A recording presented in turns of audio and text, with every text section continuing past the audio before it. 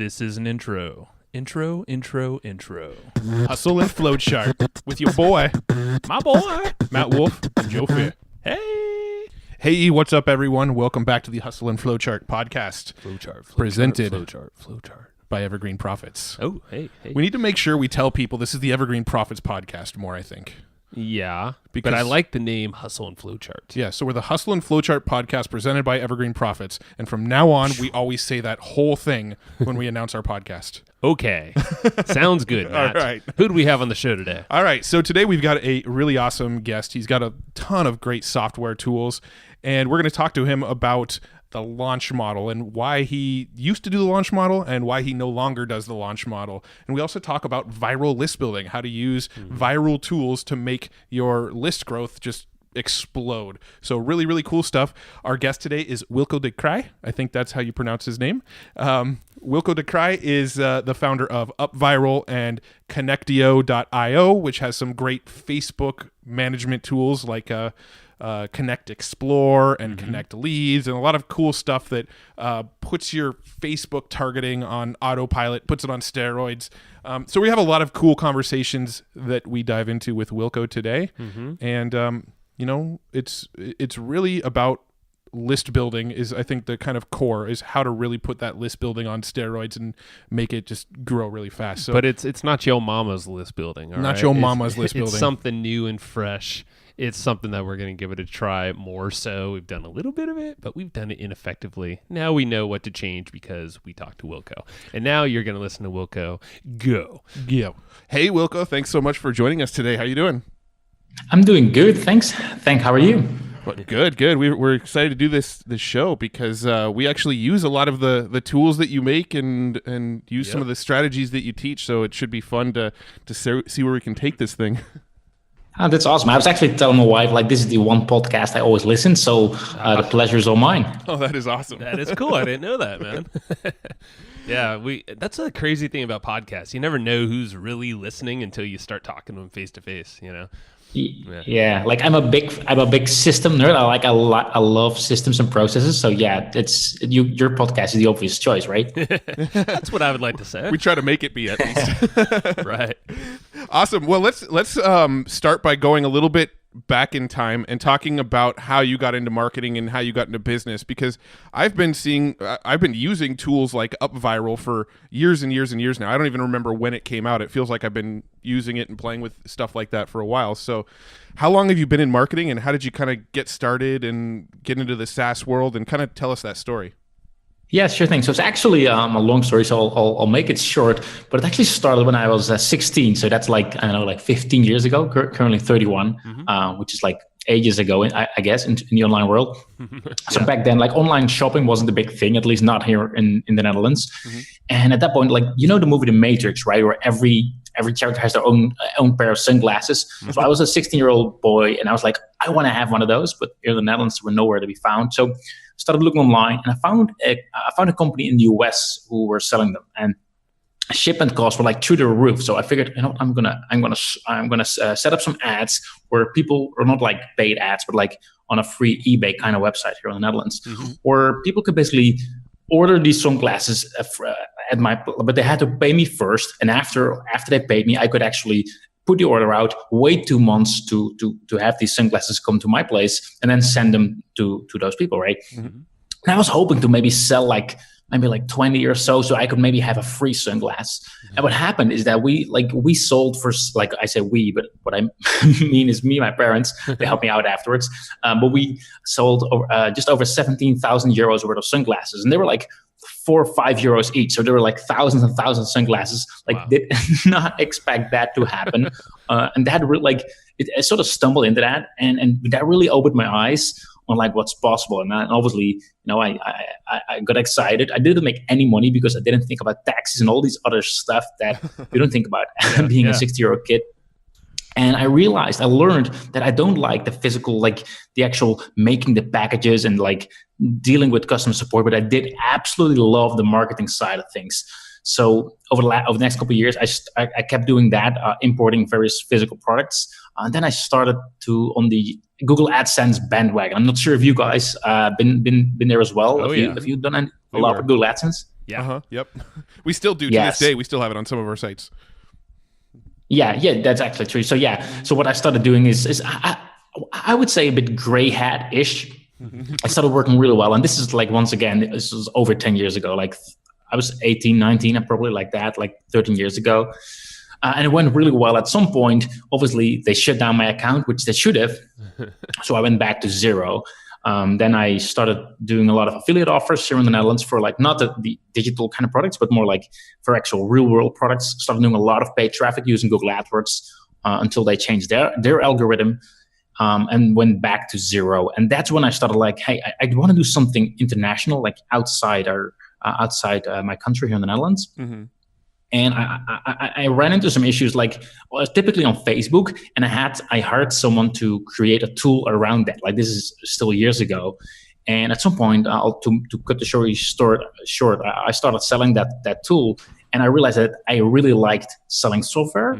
And that's really like where things took off. And I've been doing that ever since, by basically creating various software products that help other people be more effective with their marketing. That's and I could go on for ages, but I don't want to bore you to death. So that's the short story. I love the fact that you almost went on both very far sides of the spectrum, selling physical items, which, there's so many things involved there, to now SaaS, where it's extremely scalable. You still have customer service, but there's so many better elements, at least or at least it sounds like it suits your personality a little better. Yeah, it definitely does. So what was the first SaaS product that you put out? Because I know you have sort of a suite of tools now. What was the first one? That's a good question. Like the first one wasn't software as a service. It was like actually a WordPress plugin, which I wouldn't count as SaaS, but still. And that was called WP4FB, WordPress for Facebook. I'm not sure if you guys ever heard of that. I haven't heard of that one. Yeah, I don't. It's like years ago, Yeah. and it's actually not mine anymore. At some point, I actually sold that business. But it was basically like back in the days at Facebook, you could have like a Facebook fan-gated page on your Facebook page. So people had to like your page before they could access another page inside your Facebook page. Sounds weird and technical, but basically that WordPress plugin made it easy. Right. It's actually funny. Like I'll make it short, but like the very first time I created that, I actually gave it away for free. And I said like, hey, here's your enter your email address. It was my first time I started building a list. Enter your email address, and right after, if people would actually share a message on Facebook, they would get some extra template.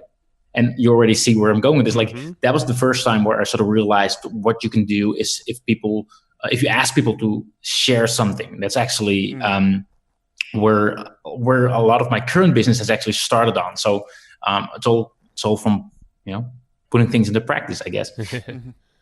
I like it. And that's and now talk about kind of the progression. I'm curious to hear the progression of these SaaS products that you've developed. Or just software in general, software and software. SaaS products. Yeah. What was that sort of progression of tools that you released?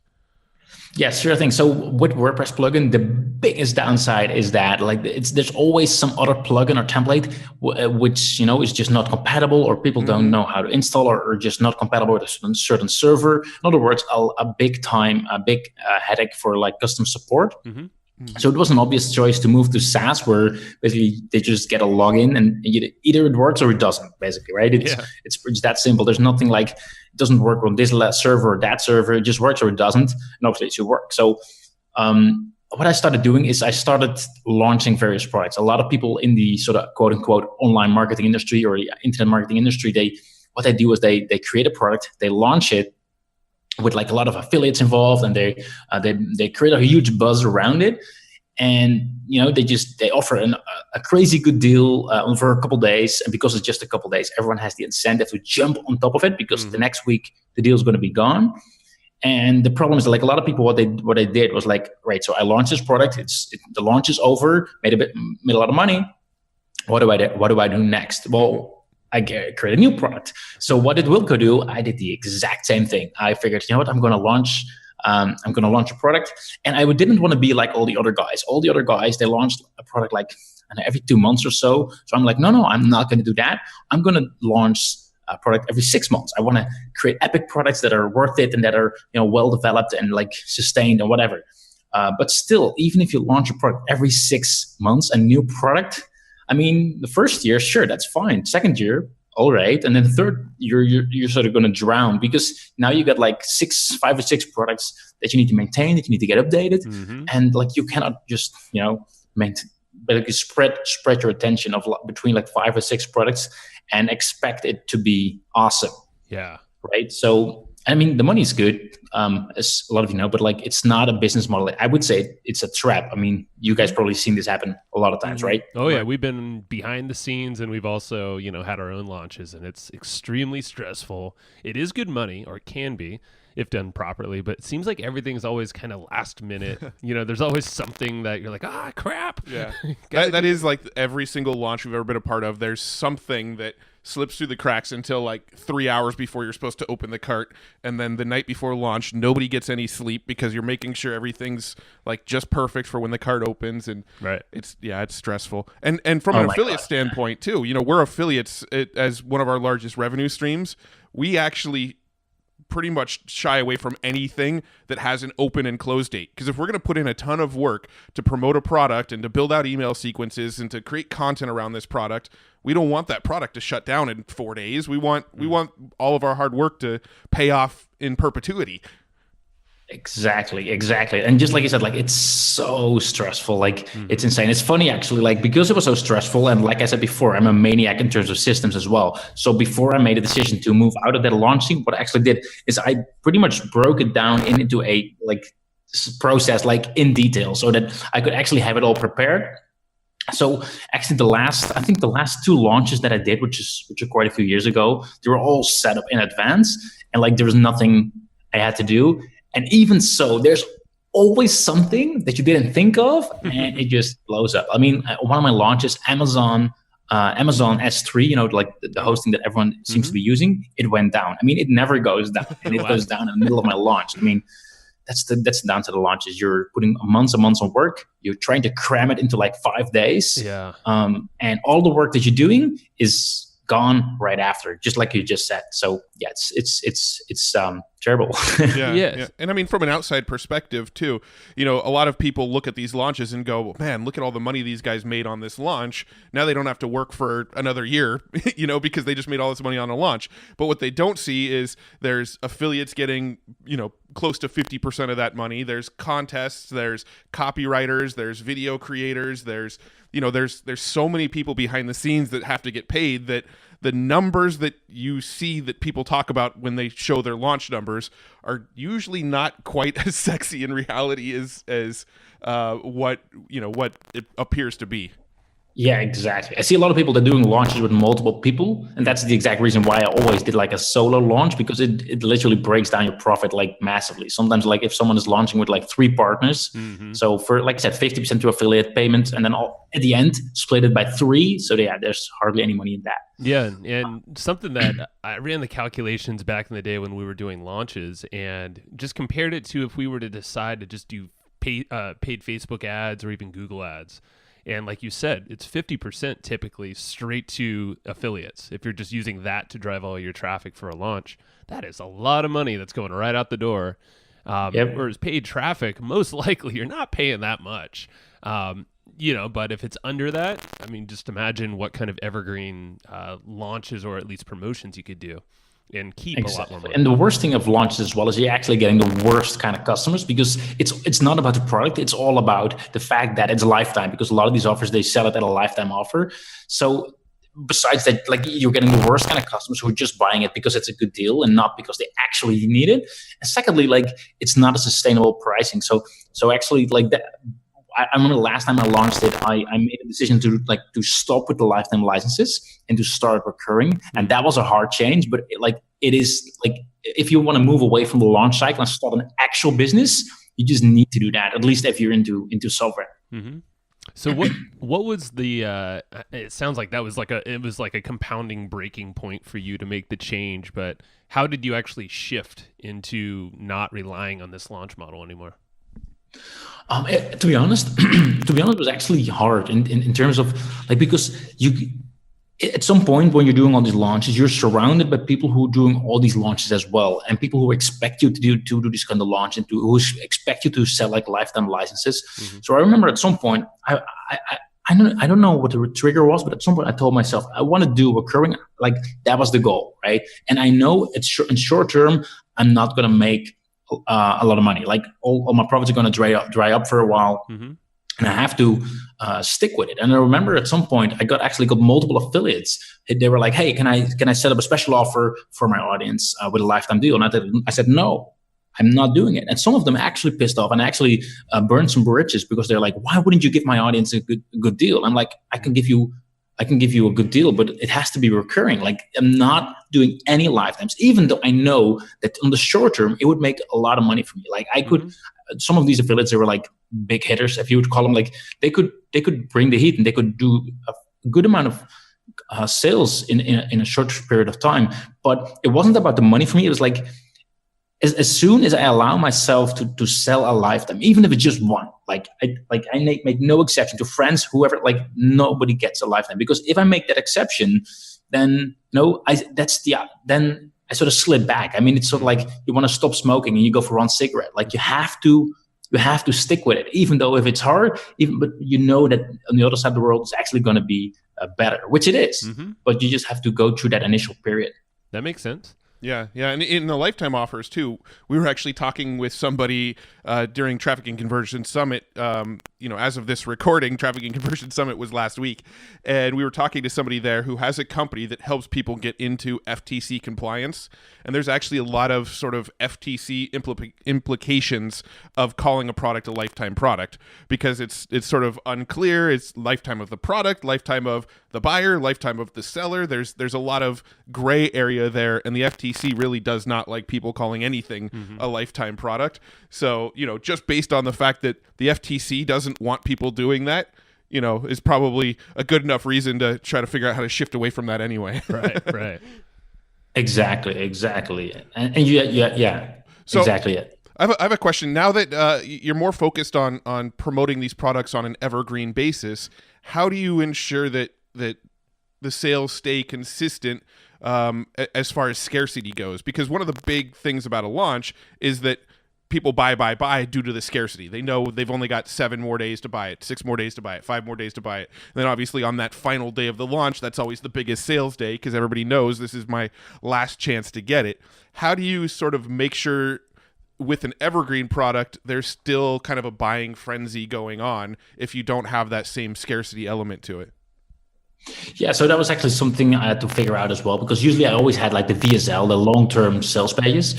So I actually needed to change that. So initially, the first test that I did was I started doing like the 3-part video sequences and running ads that did not work. Like I did a lot of different tests. And the one thing that I found that's working best for me is our webinars, and I mainly do evergreen webinars. So using EverWebinar, probably you guys know about it. And because I didn't want to change the price, I didn't want to give people a discount on things. I figured what's the next best thing to do, and that is to add extra bonuses and to take those bonuses away. So I've actually created various products that every now and then I release, which are all like training courses around Viral. And I do a special offer. Basically, I tell them like, hey, if you buy Viral right now, then you get this for free. And I actually remove that after a while, and then a month later or so, I'll add another one. So by adding things as a bonus for free and taking that away, you can still drive scarcity without changing your pricing. That makes sense. I like that. And that's similar to how we run our own affiliate promotions as well. Not being the product owner, but keeping the scarcity kind of hot, and kind of creating these mini promos, I guess. We kind of do them once per month or so. Similar fashion to what you just said there. So that's pretty cool. How now that you're not doing the launch so much, what's your traffic source, or how do you make sure you're always getting enough traffic to kind of sustain and keep growing? Yeah, sure thing. So initially I did a lot. My main traffic source was actually Viral itself. So we use Viral to get people to share our campaigns with others. And last year, that being 2017, we started doing a lot of Facebook ads, which actually turned into our number 1 traffic source at the moment. Number 1 being Facebook ads, number 2 being YouTube ads, probably. And this year, I actually wanted to add in affiliates back in, because I sort of like, after I stopped the launch model, I've never really leverage that channel anymore. So I want to tap into affiliates as well this year. Yeah. And we're also setting up a lot of content marketing at the moment. So I'm not getting a lot of traffic out of that yet, but I'm envisioning that to be one of the main traffic drivers by the end of this year as well. Yeah. With the content marketing stuff, it's definitely more of a marathon than a sprint strategy, because we've gotten to a point now where the content marketing has actually become our number one source, even more than our list. We can actually broadcast to our list, and it'll still drive less traffic that day than Google will drive to us through SEO. So, over time, it just kind of builds up and builds up and builds up, and the next thing you know, the content is what is driving all the traffic. So I definitely think that's. And by the way, for those who are listening, if you want to have an awesome resource, you guys, we all know who that are. Like you guys have created an epic video about Trello and your content marketing process. Add it to the show notes, because that is an epic video that I highly recommend everyone to watch, because it's just it's basically our content process to the letter. So thanks for that. I love that. Awesome. That is we'll cool. definitely add it to the show notes. Now, you actually touched on something that I wanted to kind of dive in on, and we didn't actually plan on talking about this, but I wanted to ask about it real quick. You mentioned YouTube ads, and YouTube ads is actually one of the things that Joe and I have experimented with quite a bit in the past, but we've never actually managed to get profitable with it. So I don't want to go too far down this rabbit hole, but I was kind of curious if you had any sort of quick tips or what works for you on YouTube ads. Yeah, sure thing. So first thing I did when I started was I actually copied my best performing Facebook ad. And the Facebook ad is quite good looking, right? Like the blurry background, me in the well edited and all of that. So I figured, that one's going to work on YouTube as well. Did not work at all. And then I started doing some research, see what other people were doing. And I saw some videos that were they were watched over 1 million times, and they looked like crap. Excuse my French, but they did not look good. So I literally went outside, grabbed my iPhone, and actually made it a bit shaky on purpose, right? And I recorded the video on my iPhone just real quick. And that one actually was profitable. I'm like, wait a second. So I think my point that I'm trying to say is don't make it look professional, make it look like real and authentic. That seems to be working better on YouTube ads. Got it. So you would literally just kind of go outside with an iPhone and sort of selfie shot, hold out the phone with your hand and shoot a video? Exactly. Yep. I love it. That's what it seems like these days with a lot of ads, even, is if you just look like you're more authentic, it's real, you're not over polished, because that's when people start questioning. It's like, oh, big brand, or they just kind of put some objections in their mind. But if you're real, I mean, that's the kind of stuff we're starting to do with our content as well. And it definitely resonates a lot better. Definitely. So just for example, when you're running Facebook ads, for anyone who's listening, for example, we have UpViral, right? We could run ads from a Facebook page called UpViral, or from a Facebook page called Wilco the Kreij, my personal name, right, with my face on it. If we target a cold audience, people who've never heard of us before, the Wilco the Kreij page, the one that seems like a person, always outperforms the branded one. And as soon as it's actually retargeting, the one that's branded, the one that's about a viral, always outperforms the non-branded one. So that's a quick tip right there. Oh, that's awesome. Yeah, we actually do something very similar with a lot of affiliate promos that we do. That's kind of one of our little sneaky tricks that I don't know if I've actually shared on the podcast before, but we do something very similar with Facebook ads, where my personal profile is the first touch that people see. So, for example, let's say ThriveCart. We'll promote ThriveCart, and I'll have an ad that says, hey, this is one of my favorite tools. Here's why I like it. And it's just my name, my profile pic, and a little description of why I like ThriveCart. If they click the link, then they start getting retargeted from our branded page with retargeting ads, now that they're already familiar with the brand. Exactly. Very, very smart. Do we want to move? Let's see. What else on the launch model? Because I'm curious, because this is really up our alley. We're all about just creating obviously the name is Evergreen Profits, but literally that's how we love to run any kind of promo of ours. Is there anything else that you think is got to get it out? Got to tell us. Yeah, well, like I said, when I changed the pricing model, I think you also needed to change. I also needed to change basically the whole business. Before, it was really about, can I sell it? Can I create an offer that's tempting enough that people open their wallet and will will just pay me for it. And what happened after, like, didn't really matter. And that's why actually you guys made me smile at the very start of this call when you said like, hey, yeah, we've been using a viral. And I'm like, yes, that is like, I don't want to hear people saying I have a viral, because in the past I heard that quite a lot. Oh yeah, I have a viral. I really should use it. Like, my goal is to get people to freaking use it, right? And that's really a big change right there. Like, it's not about getting, selling something. Selling something is easy, right? Relatively easy. Yeah. But getting people to actually use it and actually provide value at an ongoing basis, that's way harder. And but that's needed if you want people to not just open their wallet, but like if you want people to happily pay you a recurring fee every single month, every single year. Because if they don't use it, if they're not getting actual value out of it, they're not going to keep on paying. And also with that, it can be just a quick fix, like the WordPress plugin that I mentioned before. It was really focused on a specific Facebook feature that Facebook would just literally blow out of the water and like it's gone, right? It's temporary. Like, it was not something that's evergreen. Like, while at a viral, for example, we focus at making sure people want to share your campaign. Now, if there's one thing for sure that's never going to change, is that people will share things with others. Word of mouth has existed for like years and years, and it's going to exist 100 years from now as well. Like, even if Facebook suddenly disappears as a whole, people will still find a way to share things with others. They'll send through WhatsApp, through Instagram, through whatever, right? So also make sure that you have a strategy, you have a plan that's not just relevant today or tomorrow or this year, but also next year or over even in 5 years or 10 years from now. So those are definitely two things that I needed to change. Make sure it's actually real value, people actually use it. Make sure it's not just temporary, but it's actually long term. And once you have all of that, you sort of need to figure out how to position it and how to actually sell it instead of just selling based on hype, which is different as well.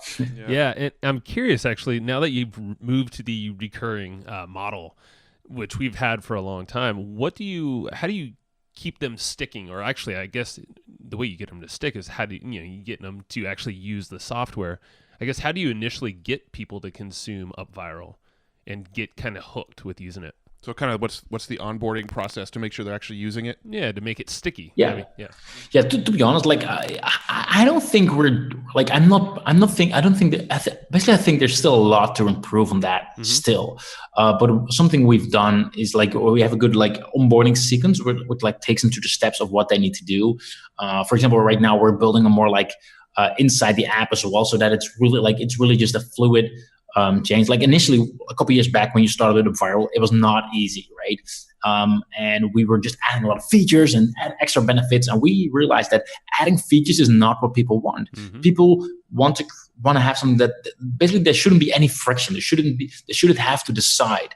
So we basically went through the whole dashboard, like what decisions can we move away, like just remove them, or what decisions can we make for them, or like basically it should be as easy as possible. And obviously there's a bunch of other things that you can do, like gamification, for example, which currently we're not doing, but also just making sure they're like giving them a sense of they're part of something. So for example, in our Facebook group, we would talk about viral hacking, and we're all viral hackers, right? And I think we could do more on that, but like basically making sure they feel like being part of a cult could definitely have an impact on that. And you'll see, for example, Russell Brunson does that a lot with ClickFunnels. It's not just about the tool, but he really tries to build sort of like a culture around it, which makes people want to be part of the family. Yeah, I like so that. yeah, there's a bunch of things you can do, and still a lot of things to implement. Yeah, the upcoming year. It's kind of like creating your own language, creating your own community. Yeah. Did you have a question, Matt? No, I was gonna switch into a different question. I do want to talk about UpViral quite a bit, and we'll get to that in a second. But you mentioned at the beginning that you're a systems guy, so I'm curious if what sort of systems do you have in place that make your life easier and help your business keep running? Are there any like one or two examples you could share of systems that you put in place that have been pretty game changing for your business? I'm not sure if there's one or two. Like, well, maybe a tool that I actually shared with you guys previously one-on-one, but it's good. It's just too good not to mention. Like, as you guys are, I'm a big fan of Trello. There's a lot of different systems that you can use as an alternative, but I just like the simplicity of it. But it doesn't allow for a lot of automation. And there's this one tool, it's called Butler for Trello. And it just basically puts Trello on steroids. And basically what you can do is like, if someone drags, for those who are using Trello, if someone drags a card from this to there, then all of a sudden this person is added, it adds this and this checklist, and it adds a duplicate card on this and this board. Like everything just happens automatically. And that's just, so that's not really a system. It's more like a tool to create systems or to help the systems and processes move along. I actually like that. On the Butler thing, just real quick, I actually went in there, and inside of Trello, there's like little add-ons that you can do, and there's like an add-on for that Butler. But you said that I think this was a conversation we were having through private messenger on Facebook, but you said there's one that's not the add-on version. It's like a different version of Butler. So where do you go and find that one? Because I couldn't figure out where. Butler, like if you go to Butler for Trello, I'm not sure. I think you can still add it. Basically, the first time they started was before they had an official integration. So you basically had to add a new user called Butler or Butler for Trello, whatever, some kind of user, which is just a bot. And then you would literally write as a card, like you say, like, hey, if someone moved a card to the list, blah blah, then do this, add a label, like you would literally write it all in the actual Trello board. And that one has just a lot more flexibility. And later on, they added the official integration, but they don't have all the things there. So I can definitely send a link your way. That'd be cool. And also there are limits of what you could do with the free plan. It's actually a lot higher. Like in the one inside of Trello, you'll need to basically right away have the paid version. But for example, the other one that I'll send you a link for, I'm using that quite a bit, and I'm still in their free plan. So, and there's a lot more opportunities and possibilities there. So. Very cool. Yeah, definitely send that link over, and we'll share it with anybody listening. Because I when I went and looked, I kind of Googled it real quick. I mean, I got to be honest, I didn't put a ton of time into it, but I did Google it real quick, and I couldn't figure out where the option was, because all I kept on coming up with was details about the one that was built into Trello that you just kind of add in. So that'll be super helpful to have that link. Yeah. No worries. Well, cool. So I remember like when I started doing processes and systems, I was like, I need to systemize my whole business. I actually started using a lot of different tools. And what I realized over time is I actually removed most of them because simplicity, that's more important than, having all the right tools. Like, oh, this tool is good at this thing, specific thing. And like, because it makes it complicated as well. And if it's complicated, people stop using it. And it's not just with me, but also other people in the business. So whatever you do, try to keep it as simple as possible. That's definitely something I'd advise as well. Yeah, that's really cool you brought that. You took the words out of my brain, because the way that Matt works, he's our systems guy. I love systems in theory, but they need to be easy, and I need to kind of create a habit out of it. So Matt's really good at with Trello. That's why he made that video, and it was amazing.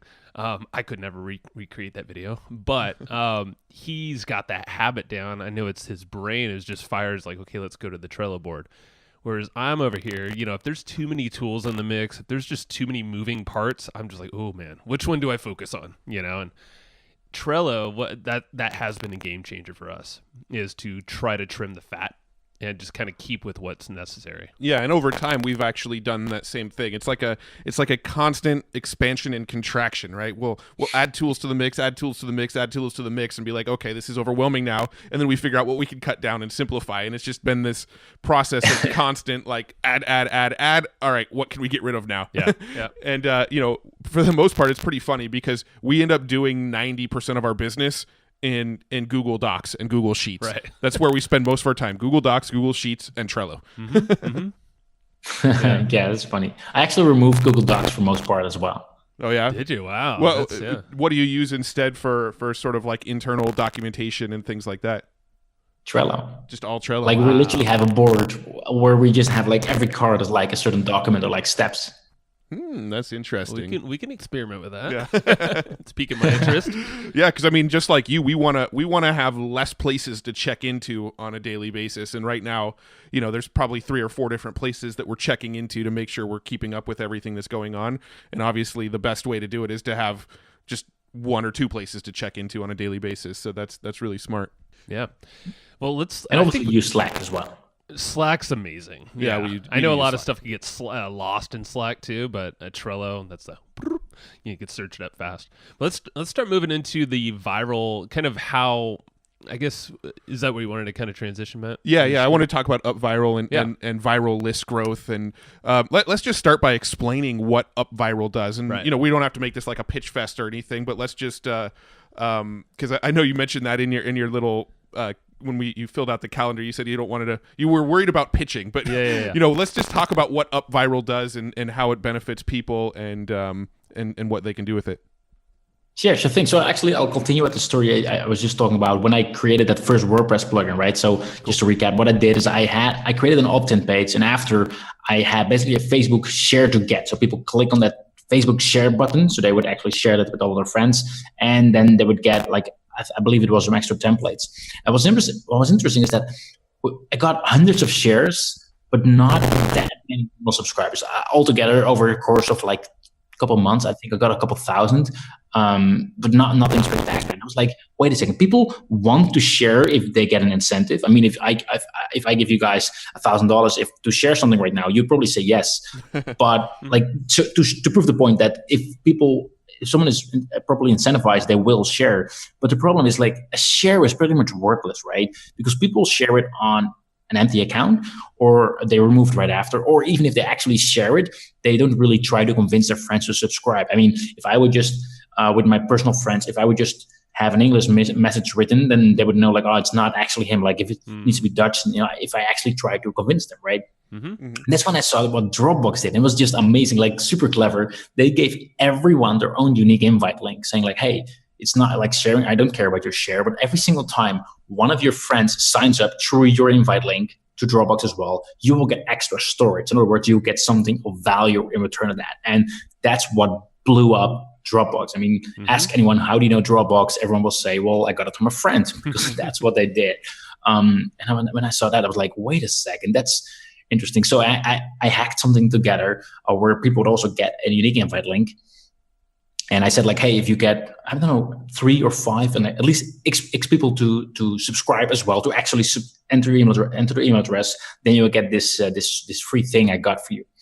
And what happened is like people started sharing it everywhere, like not just once, but like multiple times. Like on Twitter, I saw people like frequently every single day until they got enough people to actually, subscribe and get that thing for free. I was like, wait a second. So that's really where it all started. So to answer your question, what is a viral? Well, it does exactly this. So you can run viral campaigns, which means, for example, a contest or a sweepstake where people have a chance to win, but also just like a giveaway in where you say like, hey, if you get 3 of your friends to subscribe, you will get this and this and this. You will get a discount coupon or an ebook or whatever. And every single participant will have their own unique invite link, and you can incentivize people to spread the word for you. And guess what happens? If people do that, then their friends are going to see, they're going to click, they're going to subscribe, and they're going to get the exact same thing. And that's when it all starts to go into what we call a viral loop. So I hope that sort of explains it. I love it. And that's it reminds me of back in college, just quick story. We were actually hired by as a school project to craft a viral YouTube campaign, or just a viral campaign in general. And back in the day, it's like, we tried to make a science out of it and to make it predictable and all that. We actually made it work, but it took like a couple years instead of like a semester. But with Up Viral, it sounds like, you have that thing down pat, because I remember Dropbox for sure. And then you start to see all these other brands kind of hop on board with the same idea. And you're like, okay, there's something here, to this whole contest, this kind of giveaway idea.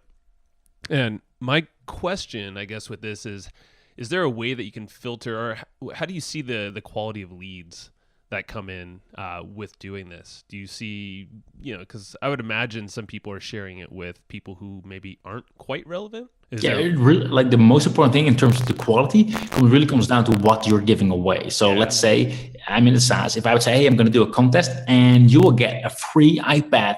If you can win a free iPad, you might say like, hey, so techie people, they're right kind of people. No, it's the worst thing you can do, because it's not targeted at all. So you need to create something that actually is relevant to your ideal customer. Typically, we actually see 3 things that whatever you're giving away should be. So first of all, it should be valuable, right? So if my rule of thumb is if they wouldn't be willing to pay for it, they're not going to share for it as well, right? It needs to be exclusive as well. So it needs to be like if they can get the exact same thing just with a quick Google search, for example, like if there's an easier way to get it, they're not going to do that as well. Same thing, like if you would sell something and they know they can get it somewhere else, they're not going to buy it, right? So obviously there's many ways to make it exclusive. You can brand it, you can do all kinds of things to make it more exclusive. And also, obviously, it should also be socially accepted, right? I mean, you could do all of this for some kind of an adult shop, but I'm going to guess that most people are not going to put that on Facebook, right? So it needs to be socially accepted to talk about it as well. And then, like I said, in order to keep the quality of your list high, it needs to be something that's really relevant to your ideal customer, to your ideal avatar that you have in mind. And obviously, not everyone is going to turn into a customer afterwards. That's only obvious. But what you're giving away is like the biggest impact or the biggest factor for the quality of your list. Got it. Yeah, we were actually having a discussion about this same topic with somebody a few days ago. And, basically the example we gave is we tried to run a contest once, and I think a MacBook Air or something like that was the contest, what we were trying to give away. The problem was everybody wants a MacBook Air, whether they're relevant to our niche or not. And so we built a massive list really fast of completely unqualified leads that didn't end up buying our product when we went to go sell them something. So, that's kind of the problem that you could go down if the product isn't relevant to the niche you're actually trying to build a list in. Mm-hmm. Exactly. And let's say you guys would actually give away, for example, a coaching session. Rest assured, like, no offense, you will not get as many leads, but that people who are going to share for that, they're going to they want your stuff, right? Yeah. So, yeah. Interesting. Yeah. So, I mean, I guess you can go wide with it and then use a product that's maybe outside of, but, it's still valuable, exclusive, socially accepted. Or you can go a little thinner, I guess, with the targeting. If you really wanted to, it also depends what market you're in. I mean, if you're like in a mass market B2C, you probably you're sort of fine if you at least have the right demographic, and even if it's more wider, but you can still get away with it. I mean, we got people who are into B2C, like for example, guy, he had over 100,000 leads in the first month. Are they all going to be super relevant? No, probably not. But because it's a mass market product, it's still going to be worth its while for sure. Sure. Now, where would you recommend starting with doing a campaign like this? Would you go to your customers? Would you go a little wider with just the general audience? Obviously, it kind of depends. Or would you go cold traffic like Facebook? Cold traffic, yeah. Yeah, well, personally, I'm a big fan of that last part. So what I would actually do is I would actually start with a very specific Facebook audience, as targeted as possible. I would start with a little bit of traffic, and here's why. So I'm actually going to go a little bit into theory here. But there's a thing called the viral coefficient. Do you know? Have you guys ever heard of that? I've heard of it, but I couldn't explain back to you what it means. Yeah. So basically, what it means is it's like a complex formula. I'm not going to explain it all here, but basically, what it comes down to is that it basically decides whether something is going to go viral or not. So basically, if one person comes into your funnel at the very front and they enter the email address and X percentage is going to enter the email address and X percentage is actually going to share, and from that X amount of people are going to click on it, and that sort of is the loop, right? And if that one person coming in the very first step, if that on average is going to result in less than one new person, even if it's just 1.99, it is not going to go viral at all. And as soon as it's over one, it goes viral. That's the tipping point, right? So a lot of people, they think when it's about going viral, I need to be clever, I need to be lucky, I need to be funny, I need to be whatever. But it's actually it's a mathematical thing that you need to optimize. So I'll give you an example in one of my campaigns where I started off with a little bit of Facebook traffic, Facebook ads.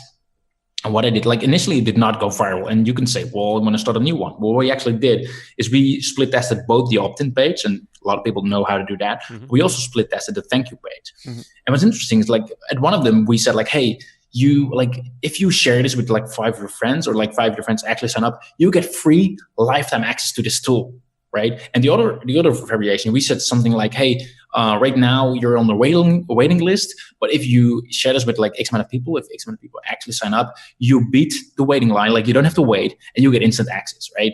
Which one do you think worked better? Getting a lifetime license to that tool, or just beating the waiting list? I would say beating the waiting list. Yeah, by 2.1 times better. It was nice. a lot better. And by split testing the opt-in page and by split testing the thank you page, we then made sure that it went over the tipping point, right? Just by testing with a little bit of Facebook traffic. Mm-hmm. And that's when once we implemented the winning variation, that's when we drove more traffic, and that's when it blew up, and like everyone was sharing, and et cetera, et cetera. So my strategy would always be to like start small, do some testing, take your learnings, because people think that going viral is just like click, and then boom, it blows up the internet. But if it would be that easy, like everyone would do it. So you need to get used to like, hey, what do people actually share? Do they want to share this or not? And just get a bit of a feeling. Mm-hmm. And then once you actually have that, that's when you sort of open up the floodgates and you drive up. But also, obviously, it needs to fit into your strategy, right? Maybe you already have a big audience, and obviously that's the low-hanging fruit. So then you can obviously just send out an email, and everyone will automatically be you can literally send out an email, and in that email, you can have to every single person, like click here to share on Facebook, and every single person on your email list would actually share their own unique invite link. So they don't need to actually first go into your viral campaign, enter their email address, or right away they can click on a Facebook button from the email that you're sending from Drip, ActiveCampaign, whatever. I love it. That's awesome. Yeah, and it makes a lot of sense, too, to test with cold traffic first, because your list is obviously warmer traffic that knows you. So by testing with cold traffic and getting a cold traffic offer that works really, really well, if it works well with cold traffic, it's probably going to work doubly well with your warmed up traffic that already knows who you are. Mm-hmm. Exactly the point. Yep. It's kind of similar to how we do our promos too. Like any product we used to launch, we stopped selling our own marketing products. But when we did that, it would always be a test with Facebook ads or even Google ads if we could. And if we can make that ROI, then it's game on with our own list. Obviously, you could scale ads. I just love how scientific going viral can be now, because going back, like I said, in college, that was, I don't know, probably 8 years ago now. It was literally just throwing spaghetti at the wall and hoping something would hit. Was that the video with the people playing with their balls? Yeah. Okay. Chocolate balls. Hey, but it worked. But again, it was completely unpredictable. I can see how that can go viral, yeah. See, that was the point. I'm curious about what would you recommend for like the duration of these things? Is there an ending time? I'm assuming there is, or do you have these evergreen? Yeah, sure thing. So once again, it really depends on what kind of campaign you're running. So for those who are in B2C, what I see a lot of people, what works really well is more like a contest sweepstake kind of thing. So where you have like a specific time, where like usually 2 or 3 weeks is usually best. And at the end of the period, someone actually wins something. So it's really like a contest. Mm-hmm. But for personally, for example, I'm in a B2B, or at least not like in a market where people do a lot of contests. I prefer to have like it on an evergreen basis. So it's not something where people can actually win something, but it's just something where people can actually, they unlock something, a reward, after they actually invite enough people. So have you guys seen the launch of Connect Leads a few years back? I'm not sure if you have. Yeah, we actually promoted it. Did we? Oh yeah. Oh we connected. We promoted Connect Explore. So right. Connect Leads. That was like Connect Leads was actually the first product of Connect. And what we did, like you obviously know the 3-part sequence, like the Jeff Walker product launch formula, where basically you drip out 3 value-based videos before the actual product goes live. Mm-hmm. Affiliates can promote it and people can see it, and you build up a bit of a relationship. People are excited about the product, and then at the end of those 3 videos, after a couple of days, you then release the product. Boom, here it is. Spend your money. Right? That's usually how it works and how most people are doing it. So what I figured to do is, instead of creating 3 videos, I recorded 4. And at like basically 1 was a hidden special training video. And at the end of each of those 3 videos, I said like, hey, you know what? Thanks for watching this video. Below, you'll find your unique invite link. If you get 3 of your friends to sign up as well and watch these videos, then guess what? You'll get that extra rating bonus video with this and this and this in it. So that was at the end of video 1, at the end of video 2, and at the end of video 3. And what happened was that it was not just the fact that people started sharing and I got a lot of people on my list. But what's funny is that I got a lot of extra affiliates as well, because there was just a buzz going on in the Facebook groups. I got people hitting me up like, hey, my customers are asking me or sharing about this tool. Like, what is it? What's going on? This was all in the days before the actual launch, so people were still having time to actually promote it. So that turned out to be our biggest launch in the history of our business. And a lot of it was just because of the buzz it created in the week before the launch. And obviously, that's not evergreen. That was like a 1-week period. But we have a similar setup as at a recurring base as well. I could see, because we're talking about evergreen promotions, and definitely with UpViral, using some kind of campaign like that, what you just described, giving value and incentivizing people to share that for something in exchange, that it's like a perpetual launch that you can then create for your business, whatever you have perpetual out there. traffic stream, at least. Yeah, for sure. Right. So that's why I'm loving it. No, it's good stuff. Yeah, I mean that's how we've used UpViral. We've never to be totally transparent. We've never actually used the contest functionality. I've always used that sort of viral sharing. Share this with 5 friends, and you get X video or X ebook or some sort of thing that we're giving away of value if you share it with X amount of people. So that's how I've always used it, and I absolutely love it. I actually wanted to know, do you have any sort of case studies of clients that have used UpViral that have managed to just have like really, really big wins? Are there any stories you could share with us of other people that have used UpViral that have, put 20,000 people on a list in a month? Or I don't know if that's extreme or what, expectations. That's actually not that extreme, but I know one guy was funny. I don't know actually what industry he was in, but I read it was just funny. He emailed me and saying oh, this is the best thing ever. I'm super happy with UpViral, and our list is it's growing, and a week later or so, I got a very frustrated email oh, this is the worst thing ever. And I was like, wait a second, what's going on? So I started going back and forth, right? And what he did is he did a giveaway where people can actually unlock something, and he was giving away physical products, right? Because he didn't think it would blow up that much. And then within 2 weeks or so, he had over 200,000 email subscribers. Wow. And it just went it just blew up. He did not know how to handle that. So that's obviously not the best case scenario, but it did show what was possible. If you're going to do a viral giveaway, interesting what he did. He actually ran a contest, and he didn't have any audience himself. So you could obviously run Facebook ads. But basically what he did is he reached out to various, I think it were communities or forums, online forums, who with the exact same target audience. And he basically struck a deal with multiple of those people, multiple of those sites, saying hey, I'm going to run a contest. If you promote it to your audience, then I'm going to promote to the whole list. He sold on the idea it's going to go viral, it's going to be big. To that whole email list, I'm going to promote your product as a thank you. And various of these sites actually drove the initial traffic, and from there it just blew up. And he got, if I remember correctly, just over 114,000 subscribers in his first month doing that. And he's been doing a lot of contests after that as well, because obviously, it's been working well for him. So yeah.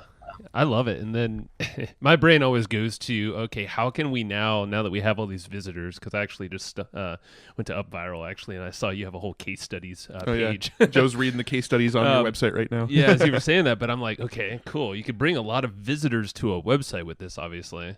How about retargeting? You obviously have a Facebook pixel on there, a Google pixel. Now you can literally look like you're everywhere to your most engaged people. Yeah, it doesn't necessarily just make your list go viral. It makes your pixel go viral as well, and your retargeting pixel. Right. So exactly, this is cool. And Matt, we need to do more of this. I know. You should. We will. Very cool. Is there anything else that is something that we're missing or haven't asked you? I always like to kind of say that because there might be something that's on your mind. No, I don't think so. I'd love to hear all the insights of TNC, so I'm looking forward to that. But I'm guessing you guys do a podcast on that. We will. I'm sure we will. I mean, we actually weren't inside of TNC. We went to TNC hallways and all the masterminds and networking events and parties and all that stuff, but we never actually made it inside any of the conference. That's usually how it works, right? So yeah. There is a lot of good takeaways though, and I think it's a good idea we do a podcast because it opened up our eyes to ways to leverage our time and ourselves better.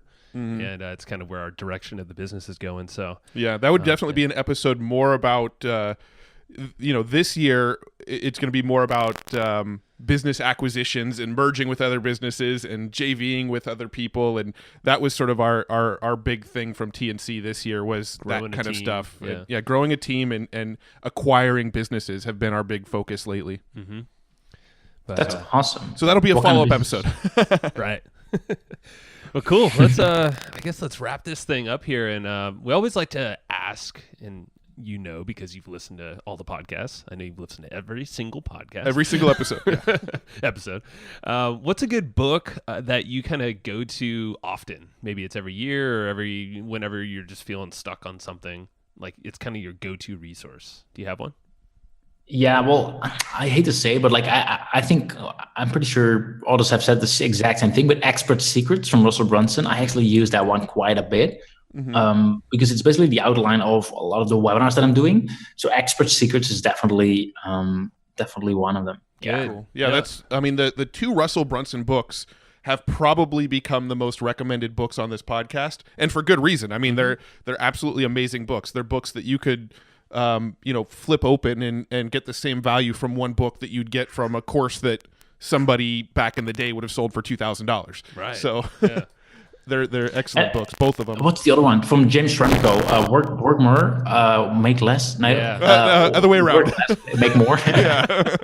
Work more, make less. Yeah. Yeah, Shramko. We actually did hang out with him last week. He came out to our party, and that guy, that book right there. Actually, I was just referencing it to Matt the other day or yesterday. We were talking about, okay, how can we grow profits for one of our clients? And it's like most people just think, oh, raise the price. It's like, no, there's actually like 5 or 6 other things you can do. And that's the type of stuff that James outlines in that book. It's super actionable. You could use it as like a guide for your business. It's really cool. Exactly. Highly recommend it. Yep. Cool. So upviral.com, that's the software that we've mostly been talking about on this episode, but do you want to kind of list off some of the other stuff? Is it connectio.com or is it connect.io? What was it's actually connectio.io to make it kind of confusing. Okay, connectio.io is the other suite of sort of Facebook related tools, right? Yeah, all for Facebook advertisers. Very cool. Right Very on. cool. Is there any other websites that you want people to check out? Do you have a personal brand website or a social media Not really, profile? actually. I really try to zone in on these two things. I think that's just way more effective. So that would be your last tip. Like if you're working on like 3, 4, 5 different projects, I've been there, I've done it, and I thought it was the best. But like cutting it back to 2, and even now I believe that if I would cut it back to 1, it would be even better. But cutting it back and just focus on 1 or 2 things, it's the best thing ever. Absolutely. So upviral.com, connectio.io. That's where you can get all of your various cool tools. And thanks so much for hanging out and chatting about this stuff with us today. Thank you, Wilco. No worries. Pleasure's all mine. Awesome, man. We'll talk soon. Talk soon. All right. Thank you. And I hope you just enjoyed this episode you just listened to. Now, right now, before we sign off, I have a few things I would love for you to do. So the very first thing is to go find our guest on Facebook and tell them that you loved their episode with us. That's going to help them just feel good about themselves, but also it's going to spread the word a little bit more for us. So go find them on Facebook. Everybody's on Facebook, and go say that you love their episode and maybe one cool thing that you learned there. The second thing is to go to iTunes and subscribe to our podcast. Just look up Hustle and Flowchart and hit the subscribe button. And the very last thing, the third thing, is to leave us a review on iTunes or wherever you're listening to this podcast and help us spread the word more. That's how more people are going to get this awesome knowledge, this cool podcast training, and a whole bunch of other cool free training that we give out at evergreenprofits.com. So that's about it. Go find them on Facebook, go subscribe on iTunes, and leave us a review. You would be amazing if you did that, but you're always amazing. So thanks for listening, and we'll catch you in the next episode.